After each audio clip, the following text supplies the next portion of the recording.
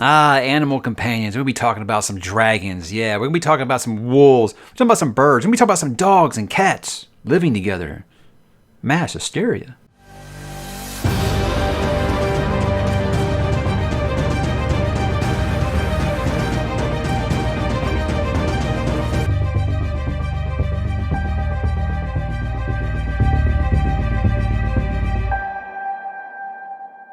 Hey, what's up, bookworms and beast lovers? Mike back today to talk some animal companions, and more specifically, my favorite animal companions in all of fantasy. It's going to be a couple of that might come kind of border on something outside of fantasy, but it's mostly fantasy. When you're dealing with animal companions, it seems like it's just kind of like, peas and carrots. You got to have your animal companion with your protagonist to really feel like it's a wholesome series, I think, right? So I've got lots of groups here. I got about 20 of them, but I'm not ranking them. I know some people get upset with that, but whatever, it's my list. I'm going to be doing different categories. I'm going to be doing dogs, birds, felines, dragons, wolves, and then miscellaneous. Those are, of course, some ones that I just don't know where to put them, and I'm just going to kind of talk briefly about each one. Now, me, I've always been somewhat of a dog lover, so of course, dogs got to get their own category here, and I can't help but think the best way to start this, guys, is to talk about Mouse from the Dresden Files, because when I was reading Dresden Files, I said, I feel like the one thing that he is missing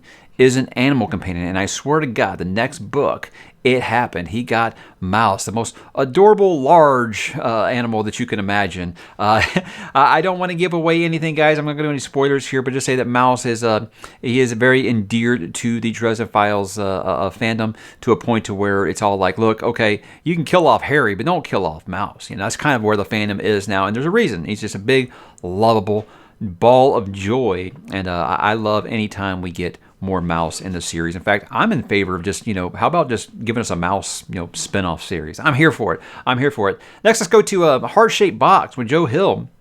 This is Angus and Bond. And I'm going to count them as one since it's from the same novel. But this is a couple of dogs that I just thought were just like no big deal. Cool. He named them after the members of AC/DC. That's pretty neat, right? But then you get further in the story and you realize that in this world that Joe Hill's created here, dogs or any kind of animal, really, your animal that belongs to you can be your familiar and defend you against the undead or the dead. I think that's just such a neat idea that he did, and you really become endeared to those two over the course of that book. And it was ones that I said, okay, at first, yeah, I liked them because of their names, but now I'm just like, look, it's easy sell for me, getting me to like a dog. I've been the type of person where it's like, look, you can kill main characters, just don't kill dogs. I've been like that, I think, since my where the red fern grows PTSD that I've had for years. I think that's where it all started, but yeah, that's pretty much how it is in fiction. Protect the dog at all costs. Then this is a kind of one that's going to be kind of off the radar for some people. We'll be including comic book skiers, guys, because I've read a lot of comics over my life, and one of them I've read the most is Superman, the Man of Steel. And what Man of Steel doesn't need an animal companion by the name of KRYPTO, the super dog. Okay, now KRYPTO might seem hokey to some people, and look, guys, I'm going to admit that's flat nostalgia. I read a ton of Superman comics as a kid, and I loved when KRYPTO would show up. Same powers as Superman, just kind of reduced and scaled, because of his size. But he had the freezing breath. He had the heat laser eyes. He had the X-ray vision. He could fly. It was amazing. It was a lot of fun. And it was one of those kind of things I felt like just don't take it too seriously. But are you really taking a man who flies, that seriously? Anyway, it's just fun. It's escapism, right? Just like a lot of the things on this list are. This one I'm going to admit to you guys, if this was a ranking, this would be number one. This is my favorite animal companion in all of fantasy. And a lot of people are going to say, that's not a dog. Well, you know what? I'm counting a Billy Bumbler as a dog because that's the way that Stephen King has described Oi in The Dark Tower. Oi, I think, is just a character that came along when the Quartet was at their lowest moment and almost became like the glue that held that group together without saying a word. Because you see that the Quartet before always shows up and after in that series. And it's just like, wow, he added a little bit of levity to it, but I feel like he also added some joy when these characters were at some of their darkest moments. You have that faithful companion there to kind of, not know what's going on wrong with your day, just come up and lick you on the face and you're having a good day. That's kind of why we have dogs, right? Because you had a bad day at work, you come home, your dog don't know, he's just happy as hell to see you. That's kind of always felt about Oi. He felt like the bestest good boy, right? And I think that is very much what you need when you have a dog companion. So Billy Bumblers are dogs. I'm counting it. Let's move along to birds here, guys. This is one that I didn't think I'd have this many for, but I do. I want to start first by talking about Faithful and the Fallen. You guys know I do love Faithful and the Fallen by John Gwynne. Talked about it multiple times on this channel. He does love him some crows, and we got to talk about Kraft the crow. I think first, every time you have an animal companion that can talk, it kind of raises a little bit because you can give him a little bit of a personality, and Kraft can sort of talk, in kind of the crow kind of way, but it's really well done the way that it is. It's one of those characters I didn't think really mattered to me until anytime it got in trouble, I was really worried for it. And I think it's a character that does continue on through his series in a way that maybe a little unexpected, but I liked it quite a bit. And I never really thought I would care too much about a crow, but John did find a way to pull it off, as did Miss Rowling with Hedwig and Harry Potter. Hedwig, I think, is a good companion because I felt like there was times in that series where Hedwig felt like Harry's only friend. Every time school was out and he'd have to go back to the Dursleys, he was always very secluded. He was in solitude. He was worried that his friends had forgotten about him, kind of thing. And Hedwig almost felt like his only friend. So that was just something that always kind of really stuck with me, is that, hey, this thing's doing more than just delivering letters. This is, his faithful companion. And it's something that I feel like kind of gets understated. I wanted to put Fawkes on here. Fawkes? Sounds like the same F-O-X, but, Fawkes, the Phoenix. I kind of want to put that one on here, but I decided to go with Hedwig instead, even though Fawkes is a badass, right? But Hedwig, very, very underrated Harry Potter character, I think, as is Matthew from Swamp Thing and Sandman. And what I find interesting about Matthew, the Raven, in that series is, I don't think it's just too spoilery because you kind of get it addressed very early in Sandman about how this happened. But, it's that Matthew was just a man who died in his dreamlike state. And in that world of Sandman, when you die in a dreamlike state, you have the opportunity maybe somehow to continue living in the dream world. And then you have Dream gives him the option of becoming like his Raven, and he accepts. And I think it's a character that I don't know if it's anything that they do that's special. It's just anytime Matthew would kind of show up in Sandman, I kind of like, cool. I like this character kind of just being, around a lot because it really would help. Just look with anything with animal companions, guys. Anytime they're there, I don't need a reason for them to be there. I'm just happy that they're there. That's why they're called companions, right? And then I got to end with talking about another Dark Tower character. And this one has a brief appearance, but it is a memorable one. I'm talking about David the Hawk. Now, if you know Roland's coming of age story at this point in The Gunslinger, you do know that David plays a very vital role in basically his transition into manhood. And it's not quite as dirty as it sounds. You'll see, guys, if you read the story. But David was the one that I was like really, really liking. And one of the most bittersweet moments, I think, of The Gunslinger because of David. But I got a hawk, I got a raven, I got an owl, and I got a crow here. So we're keeping it in a variety. Let's move along to felines here, guys. And this is one that another one that I didn't think that I had that many, but a couple of them are actually quite recent.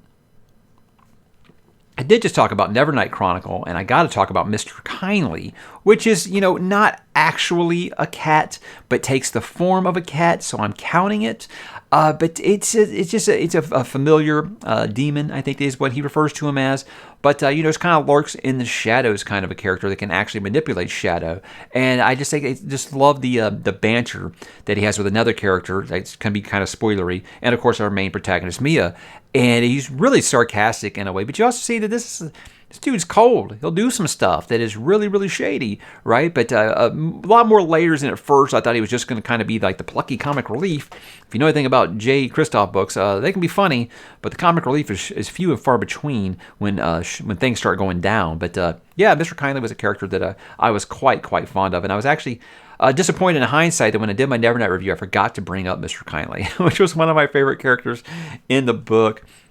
Let's talk about another one. This I read recently. I read Life of Pi, and I love Richard Parker. Now, you can go into your whole diatribe about, well, we don't even know if Richard Parker actually exists. Read the book and find out. In my mind, Richard Parker, it very much existed and was just an awesome companion. Unlikely is, I think about survival. Those old survival tale I love, that I would never get sick of. It's like Enemy Mine, where you've got, two enemies and they're forced to rely on each other to survive. And that is very much what I thought was a central theme of that story.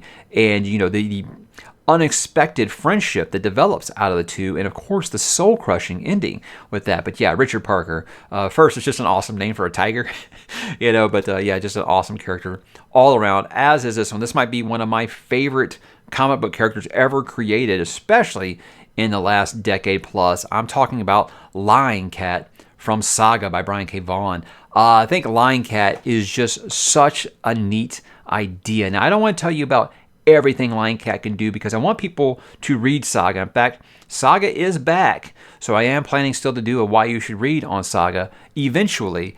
But basically, I'm going to do that right before I get back into reading. I'm going to let look, I've been waiting 3 years for that comic to come back.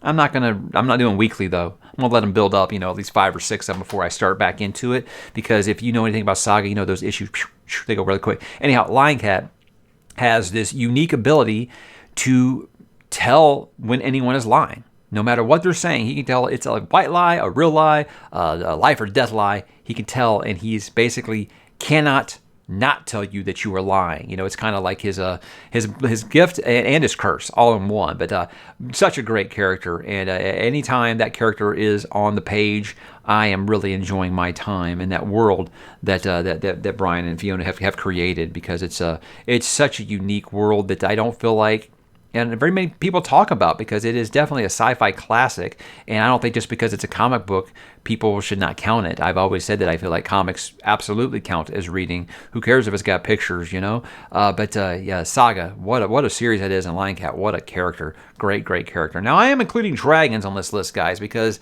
I do consider them animals, consider them beasts. They could be animal companions.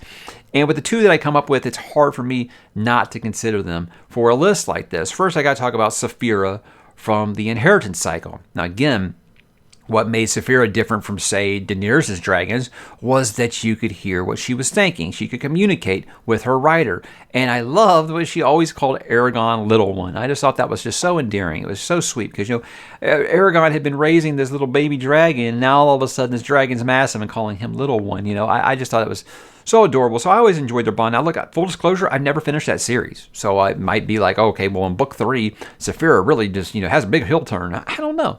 But where it was, what I read, I loved the bond between those two. It was the best thing about the book. And I really did love Saphira as a character overall. And giving her a personality like that really does help. And so when you can cheat as an author and make your animal companions talk telepathically or audibly, I think it's going to get you kind of high on a list like this.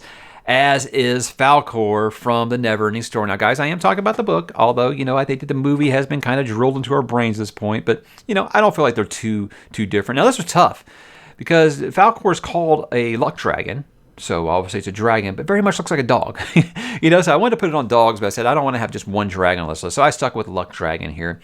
I just think Falkor is just, it's just the companion that everybody needs. It's always going to kind of lift you up when you need help. And I don't want to get too much into spoilers about that story, guys, because there is just enough different about that book than the movie for you guys to go ahead and read. But just know that he's more than just, fancy one-liners and a flying dragon. He actually does some stuff in that story, and it's very endearing. It's a character that I'll never forget, even if I hadn't seen that movie. It's a character I would always, value. The biggest category here, guys, is wolves, right? I mean, you can't have good fantasy, in my opinion, unless you got wolf companions, and I have a handful here. Now, it was I actually had to make some cuts off of here, but I won't tell you what those are. I'll let you guys worry about that in the comments below. I got to go again with Faithful and the Fallen, and of course, Storm. Storm is a magnificent companion that never says a word. Now, you start thinking, okay, well, then what makes it any different from any other wolf companion? It doesn't, except that, you know what? I think about the most emotional part of that book, of that series, and it had to do with Storm. And that meant that you were very, very connected to that character. Just, sometimes might be a little OP, but you know what? I like my wolves in fantasy to feel almost unbeatable. I love that. That's what I loved about the ones in Song of Ice and Fire. I just love wolves, guys. I think it's a really awesome way to, have another character in your story that doesn't say anything, that can give you that little extra fight when you need it. And you know what? ride or die with Corbin, and that's why I love Storm and can't say enough about her. I got to cheat here and put another one from the Nevernight Chronicle, and this, of course, is the other half of that duo. This is Eclipse. Now, Eclipse, same thing like I said with Mr. Kindly, isn't actually a wolf, but it manifests itself as one, so I am counting it. I think once Eclipse showed up in this story, I felt like the book went from really good to really fantastic, because once you get Eclipse and Mr. Kindly interacting with one another and basically being like two assholes on a first date. It's like, oh my God, these two just bicker, but it's just such a great way. Mia, of course, always feeling like the parent who has to separate the kids fighting. I think it's just fantastic. And again, the dialogue between them are awesome, and probably the most memorable moment of that series for me has to do with Eclipse. So very well written character, done in a way that I think that everyone is going to become endeared to both Eclipse and Mr. Kindly. So there we go. New layers for wolves here. Now I got to talk about my first animal companion love. This, of course, guys, is Ghost from A Song of Ice and Fire. Now, look, the first fantasy series that I read that had wolf companions was A Song of Ice and Fire. In 2000, I picked up the first book, and I just fell in love with Ghost right away. I love the idea of basically Ghost being like the ugly duckling, if you will, of that little group of pups there, and with the red eyes, the white with the red eyes was just something that really sounded awesome. Of course, the fact that these direwolves were like small horses basically, and how big they were. So it was just such a neat idea that I just could not get enough of. And Ghost, like I said, there's been other wolf companions that I've read since then that I've really, really liked. But Ghost, you never forget your first love, right? And Ghost, again, it's like where the Syrian guys, if you don't know this by now, I'm sorry, because it's years old, and if you were living under a rock, you didn't know what happened. But I was at the point where the books are, where it's like, I don't even know if Jon Snow is alive or dead. I don't care, but please tell me the Ghost is okay. That's kind of where I'm at. Kind of like what I said with Mouse and Harry Dresden.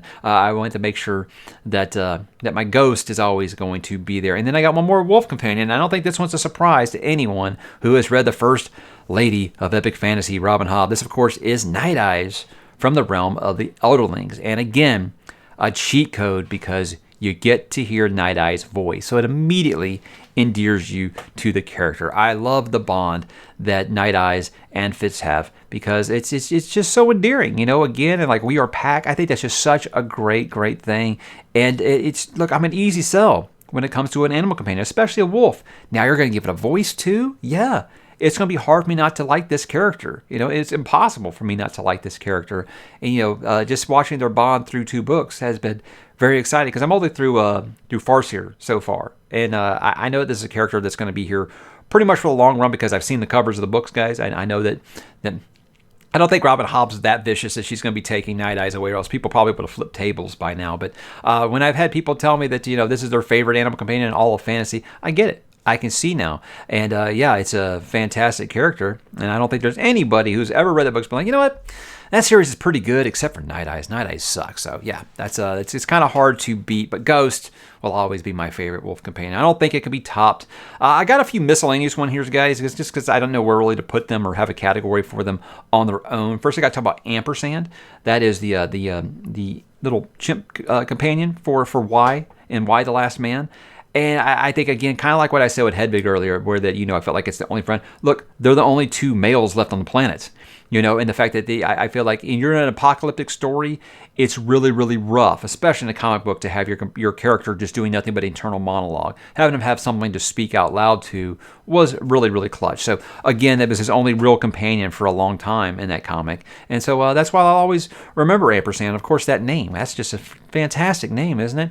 I got to talk about Baloo. Baloo the bear from the Jungle Book. Now, I know that this is everybody's kind of idea of what Baloo is has been kind of, formed around what Disney has made, and I don't think it's like too wrong. Now, he isn't quite up singing songs and stuff like in Disney, but I feel like with Baloo is he was the only character that was really genuine to Mowgli in that story, because even someone like Bagheera, who you think is really there to take care of Mowgli, even he kind of has his own ulterior motives, and I feel like Baloo is just doing this strictly out of the goodness of his big, lovable bear heart, you know? And so that's why I've always appreciated Baloo more than any other of the animal companions in that story, because I felt like they were very much, trying to exploit Mowgli, where Baloo was fully just the best of intentions the whole time. Got to talk about the Lord of all horses. This is SHADOWFAX from the Lord of the Rings. I think that this is a character, of course they had the character in the movie, but in the books, he's a little more prevalent. And, he's the one who is actually there when Gandalf first gets off the top of the tower and comes to the Council of Elrond. So that's why they call him, later on, they call him the White Rider, because he does use this horse a lot, but just super blazing fast speed. Basically can get across Middle-earth in like less than a week, because of how fast it is. So, again, I didn't have any horses on here. And I was like, what are you doing, And I can't think of a better horse because, again, the Lord of all horses, how are you going to top that? And my last one here, guys, and this is going to be a childhood favorite.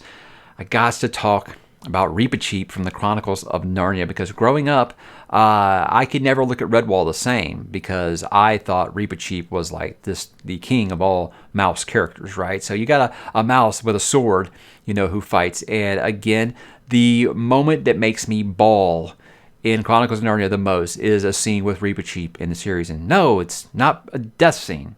Let's put it there. So if you haven't read Chronicles of Narnia at this point, I really don't know what you did with your childhood. I'm sorry you missed it. But yeah, that's a character that's always going to be endeared to me very much, because I read that series as a child, and I just thought that Reepicheep was the absolute coolest. And like I said, I read Redwall after that. I saw Secret of Nim after that, and I was always like, it's not quite Reepicheep, So just a fun character and a great animal companion, and one of the best, because you got an animal companion now that can not only talk but can also sword fight.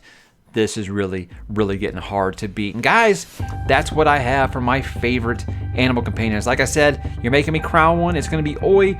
Right there next to him, walking right there at his hip, is going to be Ghost. But I really do appreciate all these animal companions for different ways. So I'd love to hear what you guys think. What are some of your favorite animal companions? Why don't you drop down below and let me know some of them. And let me know if you appreciate any of these, or, hey, if you don't like any of them, sure, let me know that too.